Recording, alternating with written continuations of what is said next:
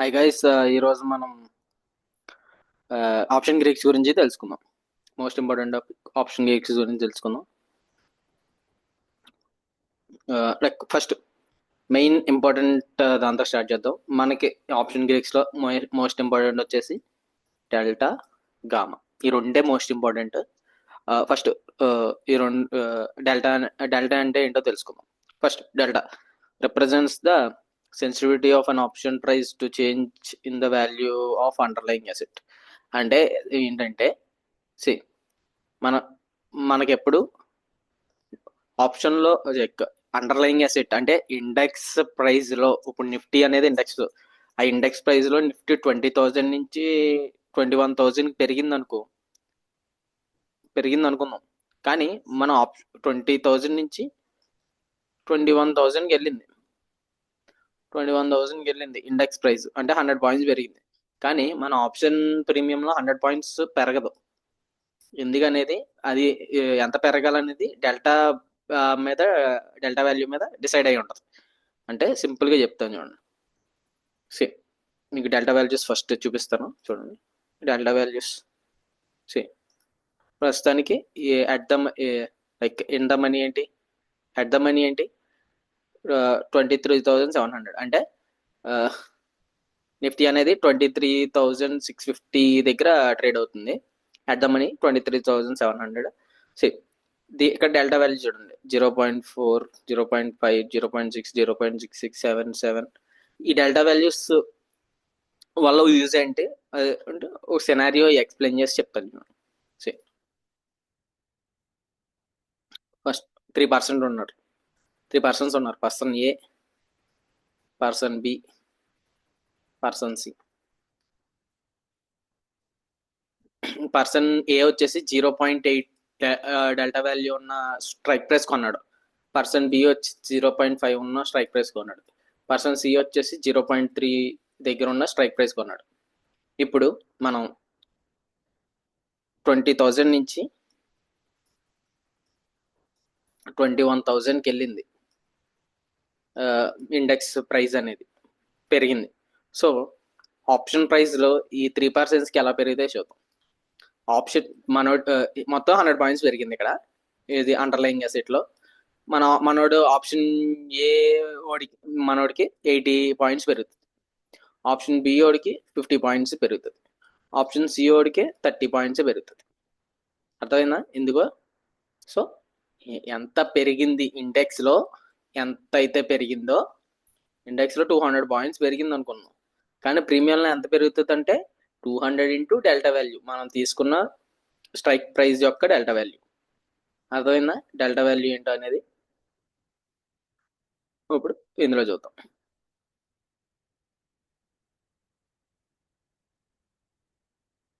C 23,700 కొన్నాను అనుకున్నాం. ఇప్పుడు 23,700 23,656 దగ్గర ఉంది. ఒక 100 పాయింట్స్ పెరిగింది అనుకుందాం, 756 దగ్గరికి వెళ్ళింది అనుకుందాం. అప్పుడు నాకు ఎంత పెరుగుతుందో తెలుసా? నాకు 49 పాయింట్సే పెరుగుతుంది. అంటే ఇక్కడ స్ట్రైక్ 130 దగ్గర కొన్నాను, 131 దగ్గర కొన్నాను, 130 దగ్గర. సో 100 పాయింట్స్ ఇక్కడ పెరిగితే నాకు ఇక్కడ ఎంత పెరుగుతుంది? 131 ప్లస్ 49, అంటే అరౌండ్ 49 ఇంటూ 50 పాయింట్స్ చేసుకుందాం, 180కి వెళ్తుంది నెక్స్ట్ స్ట్రైక్ ప్రైస్. కానీ ఇక్కడ 100 పాయింట్స్ పెరిగింది. సో నాకు పెరిగేది వచ్చేసి 50 పాయింట్సే, 49 పాయింట్లు పెరుగుతుంది. కానీ ఇక్కడ 0.8 ఉన్న డెల్టా వాల్యూ కొన్నాను అనుకుందాం. అప్పుడు నాకు ఏం పెరుగుతుంది? 340 into 80 points, I mean 340 plus 80 points, around 420కి వెళ్ళిపోతుంది అది. సో అర్థమైందా? అదే కింద కొందాం, అవుట్ ఆఫ్ ద మనీలో 0.19 అంటే 0.2 ఉన్న దగ్గర ఇది కొందాం అనుకుందాం. నాకు 100 పాయింట్స్ ఇక్కడ పెరిగితే 36 ప్లస్ 20 పాయింట్స్, 56 పాయింట్స్కి వెళ్తుంది. ఇక్కడ ఏమవుతుంది? ఇక్కడ 180 పాయింట్స్ వరకు వెళ్ళిపోద్ది అట్ ద మనీ. ఇక్కడ ఏమవుతుంది? అరౌండ్ 420 పాయింట్స్ వరకు వెళ్తుంది. చూసారా ఎంత డిఫరెన్స్ ఉందో? అది. సో క్వాలిటీ అనేది ఇంపార్టెంట్, క్వాంటిటీ కాదు. తక్కువకి వస్తుందని అవుట్ ఆఫ్ ద మనీ కొనకూడదు, ఎక్కువగా వస్తుందని తక్కువకి వస్తుందని అవుట్ ఆఫ్ ద మనీ ఎక్కువ లాట్స్ తీసుకోకూడదు. అర్థమైందా? సో అండ్ మీకు డౌట్ రావచ్చు, like at the money prices ఎందుకు అంత మోడరేట్గా ఉంటే, ఇన్ ద మనీ ప్రైజెస్ ఎందుకు అంత ఎక్కువ ఉంటాయి, out of the money prices ఎందుకు ఎంత తక్కువ ఉంటాయి. సో డెల్టా వాల్యూ మీద బేస్ అయ్యి ఉంటుంది. సో డెల్టా వాల్యూ తక్కువ ఉంటే ఆబ్వియస్లీ ప్రైస్ తక్కువ ఉంటుంది. డెల్టా వాల్యూ మోడరేట్గా ఉంటే ఆబ్వియస్లీ ప్రైస్ కూడా మోడరేట్గా ఉంటుంది. డెల్టా వాల్యూ ఎక్కువ ఉంటే ప్రైస్ కూడా ఎక్కువ ఉంటుంది. సో డెల్టా వాల్యూ అనే కాదు, delta value and expiry time కూడా ఉంటుంది. అంటే ఎక్స్పైరీకి ఎక్కువ డేస్ ఉందనుకో ప్రైస్ ఎక్కువ ఉంటుంది. సో మన డెల్టా గురించి మాట్లాడుతున్నాం కాబట్టి డెల్టా వాల్యూ ఎక్కువ ఉంటే ఆబ్వియస్లీ ప్రైస్ అనేది ఎక్కువ ఉంటుంది. సో మన డెల్టా వాల్యూ ప్రైస్ తక్కువ ఉందని ఆప్షన్ బై అయితే చేయకూడదు. మ్యాక్సిమం ఎప్పుడు మన డెల్టా వాల్యూ 0.7 అబోవ్ ఉన్నది బై చేసుకుంటే మనకి ఈజీగా టార్గెట్ అనేది అచీవ్ అవుతుంది. అర్థమైందా డెల్టా గురించి కంప్లీట్గా?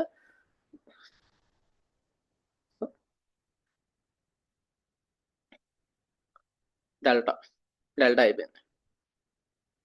సో ఇక్కడ మనం చూడాలి సింపుల్. అవుట్ ఆఫ్ ద మనీలో డెల్టా వాల్యూస్ అనేవి 0 to 0.5, లైక్ 0.49 ఈ మధ్యలో ఉంటాయి. అట్ ద మనీ అనేది 0.5 ఉంటుంది. ఇన్ ద మనీ అనేది 0.1 మధ్యలో ఉంటుంది. సో ఇది కామన్, ఇది అర్థమైంది అనుకుంటున్నాను. నెక్స్ట్ మనకి మోస్ట్ ఇంపార్టెంట్ వన్ డెల్టా అనేది క్లియర్గానే చెప్పా అనుకుంటున్నాను, అర్థమైంది అనుకుంటున్నాను. Next gamma. గామా అంటే ఏం లేదు, ఫస్ట్ థీటా గురించి నెక్స్ట్ చెప్పుకుందాం. Theta represent the rate of change of delta relative to the change of price of underlying asset. అంటే ఏం లేదు, సింపుల్. ఏమంటుందంటే ప్రైస్ పెరిగితే డెల్టా వాల్యూ కూడా పెరుగుతుందా. సి నేను చెప్పినట్టు ఏమన్నా at the money delta value ఏమవుతుంది, అట్ ద మనీ దగ్గర ఉన్న డెల్టా వాల్యూ ఎంత ఉంటుంది అన్నాను, 0.5 ఉంటుంది అన్నాను. సో మనం అనుకుందాం 20,000 దగ్గర ఇప్పుడు ప్రజెంట్ నిఫ్టీ ఉందనుకుందాం 20,000 దగ్గర. దాని delta value at the money కాబట్టి 0.5. నేనేం చేశాను, కొంచెం పైకి వెళ్ళి 2200 దగ్గర ఉన్న స్ట్రైక్ ప్రైజ్ని, దాని డెల్టా వాల్యూ వచ్చేసి 3, out of the money strike ప్రైజ్ని డెల్టా వాల్యూ వచ్చేసి 3, 0.3. ఇప్పుడు ఏమవుతుందంటే, ఇప్పుడు నేను ఇది కొన్న 20,000 దగ్గర ఉన్నప్పుడు నిఫ్టీ అనేది 20,000 దగ్గర ఉంది. 20,000 దగ్గర ఉంది నిఫ్టీ అనేది. పెరుగుతుంది అనుకుని నేను 22,000 దగ్గర ఉన్న స్ట్రైక్ ప్రైస్ 0.3 డెల్టా వాల్యూ ఉన్నది కొన్నా. ఈ 20,000 ఇండెక్స్లో నిఫ్టీ ఏమైంది, 22,200కి వెళ్ళింది. 22,200కి వెళ్ళిపోయింది.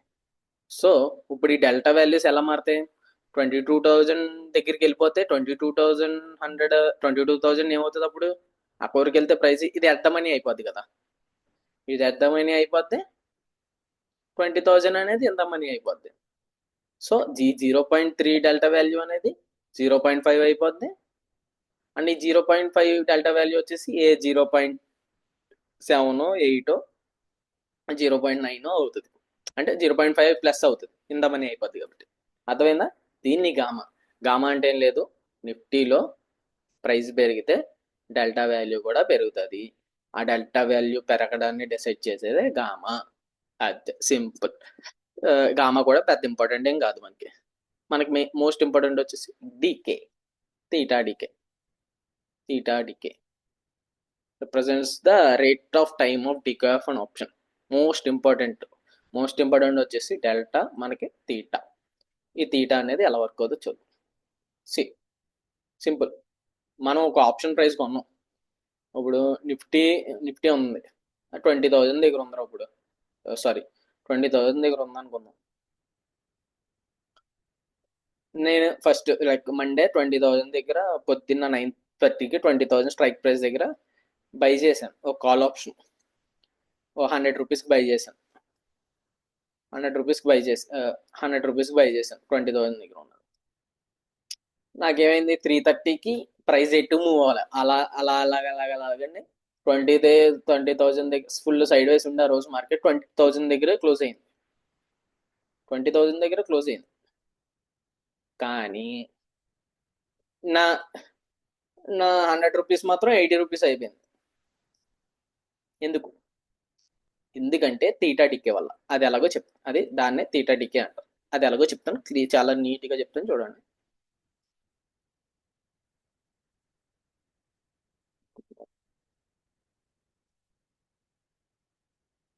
That's it. క్లియర్ చేసేద్దాం. మనం ఏం చేద్దాం ఇప్పుడు ఒక ఈ ఒక 136 దగ్గర ఉన్న కాల్ ఆప్షన్ కొందాం. ఇక్కడ మీరు చూస్తే సి ఇక్కడ మనం అనలైజ్కి వచ్చేది. ఇక్కడ ఇక్కడ మనకి సెన్సిబుల్లో క్లియర్గా తెలుస్తుంది. సి గ్రీఫ్స్ది వచ్చేది. ఇక్కడ మనకి ఏం చూపిస్తుంది? సి ఇది ఎక్కడ కొన్నాను నేను? 23,700 దగ్గర కొన్నాను కదా. సి ఈ గ్రీక్ వాల్యూస్ చూడండి. డెల్టా, తీటా, డీకే మొత్తం అన్ని ఇక్కడ ఉంటుంది. సి ఇక్కడ ఏముంది? తీటా -22 అని ఉంది. దీని అర్థం ఏంటంటే 23,700 స్ట్రైక్ ప్రైస్ అనేది అట్ ద మనీ. ఇక్కడ చూడండి, అట్ ద మనీ ప్రైస్ దగ్గర కొన్నాను నేను. 23,700 అనేది కొన్నా. ప్రైస్ ఎంత నేను కొన్నప్పుడు? 136 రూపీస్. ఏమైందంటే ఇది నేను పొద్దున్నే 9:30 కొనేసాను. మార్కెట్ ఈరోజు ఓపెన్ అయింది, 9:30 కొన్నాను అనుకుందాం. 3:30కి ఏమైందంటే మార్కెట్ అలాగా సైడ్ వేస్ అయ్యి 3:30కి ఇక్కడే క్లోజ్ అయింది. 23,670 దగ్గర క్లోజ్ అయింది మళ్ళీ మార్కెట్ వచ్చి. నాకు ఆ రోజు ఏమవుతుందంటే ఎక్కడ కొన్నాను? 136 రూపీస్ కొన్నాను.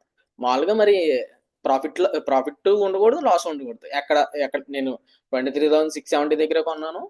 సో మళ్ళీ మార్కెట్ అనేది 23,670 దగ్గరే క్లోజ్ అయ్యింది. మరి లెక్కకైతే ఎటు మూవ్ అవ్వలేదు కాబట్టి నా లాస్ ప్రాఫిట్ కూడా 0 ఉండాలి, అవును కదా. కానీ ఏమవుతుందంటే ఇందులో 22 రూపీస్ తగ్గిపోద్ది నాకు. అంటే ఈ 136 రూపీస్ అనేది ఎంత అవుతుంది? -22 అంటే 124 రూపీస్ అయిపోద్ది. సారీ 114 రూపీస్ అయిపోద్ది. 114 రూపీస్ అయిపోద్ది. అంటే నేను 22 రూపీస్ లాస్ అయ్యాను. 114 రూపీస్. సో ఈ తీటా టీకే అనేది ఆప్షన్ బయ్యర్కి ఎనిమీ లాంటిది. మనం ఆప్షన్ బై చేసినప్పుడు పడినా లాస్ అయిపోతాం, పడకుండా అక్కడ ఉన్నా లాస్ అయిపోతాం. అర్థమైందా? తీటా టీకే అనేది అదే. తీటా టీకే ఎంత ఉంది ఇక్కడ? -22. అంటే 9:15 నుంచి 3:30 వరకు ప్రైస్ అనేది ఎక్కడికే మూవ్ అవ్వకుండా అక్కడే ఉంటే మనం 22 రూపాయలు లాస్ అయిపోతాం మన ప్రీమియంలో. ఇది దీన్ని టైం వాల్యూ అంటారు. ఈ టైం వాల్యూ లాస్ అయిపోతాం. ఇక్కడ అనొచ్చు మరి పక్కన డికే ఉంది, ఈ డికే అంటే ఏంటి అని. 3:30 క్లోజ్ అయిపోద్ది మార్కెట్ 3:30 క్లోజ్ అయిపోద్ది. క్లోజ్ అయిపోయిన తర్వాత 3:30 టు మళ్ళీ నెక్స్ట్ 9:15 వరకు అంత గ్యాప్. నెక్స్ట్ డే మార్నింగ్ 9:15 వరకు ఒక 15 అవర్స్ 16 అవర్స్ గ్యాప్ ఉంటుంది. ఈ గ్యాప్ లో కూడా మనకి ఆప్షన్ ప్రైస్ అనేది gap up gap down open అవ్వలేదు. మళ్ళీ నెక్స్ట్ డే కూడా ఈ 23,674 దగ్గర ఓపెన్ అయ్యింది. నెక్స్ట్ డే కూడా అప్పుడు ఇంకా ఈ డికే అనేది -22. అంటే ఈ అప్పుడు మళ్ళీ ఇంకా 22 రూపీస్ లాస్ అయిపోతాం. అర్థమైందా? ఈ 114 కాస్త మళ్ళీ -22 ఏమవుతుంది? 98 రూపీస్. అరౌండ్ 22 అంటే 94 రూపీస్కి వచ్చేది. సారీ 11 - 2 ఈ 22 లాస్ అవుతుంది. 114 - 22 లాస్ అయిపోతాం. అరౌండ్ ఎంత అవుతుంది? 114 - 22 అంటే 92 రూపీస్. 92 రూపీస్ లాస్ అయిపోతాం. 92 రూపీస్కి వచ్చేది ఈ 136 రూపీస్ ప్రైస్ అనేది. ఏది ప్రైస్ అనేది మన డైరెక్షన్లో మూవ్ అవుతాం, అలానే మన నెగిటివ్ డైరెక్షన్లో కూడా మూవ్ అవుతుంది. ఎక్కడ కొన్నామో అక్కడే ఉంటుంది. అయినా మనం 44 రూపాయలు లాస్ అయిపోతున్నాం. 136లో 44 రూపాయలు లాస్ అయిపోతున్నాం. అర్థమైందా? దీన్ని తీటా టీకే అన్నాం. దీనికన్నా క్లియర్గా చెప్పరు, అర్థమయ్యే ఉంటుంది. సో మనం ఆప్షన్ కొన్నప్పుడు ఇప్పుడు మన కాల్ ఆప్షన్ కొన్నాం, పైకి పెరిగితే మనకు ప్రాఫిట్ వస్తుంది. అలాగని కాదు, పైకి పెరగకుండా అక్కడే ఉన్నా లేదా కిందకి వెళ్ళినా మనకు లాస్ వస్తుంది. అలా అని ప్రైస్ అనేది ఇప్పుడు పైకి మన టార్గెట్ లైక్ 20 పీపీటీకి వెళ్దాం. 20,000 దగ్గర కొన్నాం మనం, 21,000కి వెళ్ళింది. ఈ 21,000 అనేది ఓ ఎలాగెళ్ళిందంటే ఇలాగ స్లోగా 21,000కి వెళ్ళింది. మన టార్గెట్ అచీవ్ అవుతుంది కానీ మనం అనుకున్న పాయింట్స్ రావు, ఎందుకంటే ఇక్కడ థీటా డికే వాల్యూ ఎక్కువైపోద్ది, మనం అనుకున్న పాయింట్స్ రావు. అర్థమైందా? సింపుల్ సింపుల్ అండి. సి ఒక రన్నింగ్ రేస్ ట్రాక్ ఉంది. ఫస్ట్ 3 మెంబర్స్ పరిగెడుతున్నారు, ఒక 5 మెంబర్స్ పరిగెడుతున్నారు. 5 మెంబర్స్లో ఫస్ట్ ఒకడు వెళ్ళిపోయాడు, సెకండ్ ఒకడు వెళ్ళిపోయాడు, థర్డ్ ఒకడు వెళ్ళిపోయాడు. 1 2 3 పొజిషన్స్. ఫస్ట్ వెళ్ళినోడికి థర్డ్, సెకండ్ వెళ్ళినోడికి థర్డ్ వెళ్ళినోడికి సేమ్ ప్రైస్ ఇవ్వరు కదా. ఎవరు ఫస్ట్ వెళ్తే వారికి ఎక్కువ ప్రైస్ ఇస్తారు. ఫస్ట్ వెళ్ళినోడికి 1000 ఇస్తారు, సెకండ్ వాళ్ళకు దాంట్లో సగం ఇస్తారు 500, థర్డ్ వెళ్ళినోడికి అందులో సగం 250 300 ఇస్తారు. అర్థమైందా మీకు? అలాగే ప్రైస్ మనం మూవ్ అయ్యే మనం ట్రేడ్ తీసుకున్నాక ఫాస్ట్గా వెళ్ళింది అనుకో ఎక్కువ పాయింట్స్ పెరుగుతాయి ప్రీమియంలో. అదే స్లోగా నిదానంగా వెళ్ళింది అనుకో తక్కువ పాయింట్స్ పెరుగుతాయి. అదే ఇంకా స్లోగా నిదానంగా వెళ్ళింది అనుకో లాస్లోకి వెళ్ళినా ఆశ్చర్యపడక్కర్లే. సో అది థీటా డికే. ఇది ఆప్షన్ బయర్ కి ఫుల్ ఎనిమీ అనమాట. థీటా డికే అసలు ఉండకూడదు. మనం ట్రేడ్ తీసుకున్నామంటే మంచిగా ఒక టార్గెట్ అనేది ఒక 20-25 మినిట్స్లో ఒక 4-5 క్యాండిల్స్లోనే హిట్ అయిపోవాలి. అంతకన్నా ఎక్కువ టైం తీసుకుంటే మనం అనుకున్న టార్గెట్ హిట్ అవుతుంది కానీ మనం అనుకున్న ప్రాఫిట్ అనేది రాదు. ఓకే, క్లియరా? థీటా డికే అంటే మనకు మెయిన్ ఫోకస్ చేయాల్సింది ఇది. ఇది గామా గామా అన్న డెల్టా ఎలా పెరుగుతుందో దాన్ని సెట్ చేసేది గామా. మెయిన్ అన్ని ఈ మూడు మెయిన్ ఈ రెండు, నెక్స్ట్ గామా, ఈ మూడు అన్ని క్లియర్ అనుకుంటున్నా.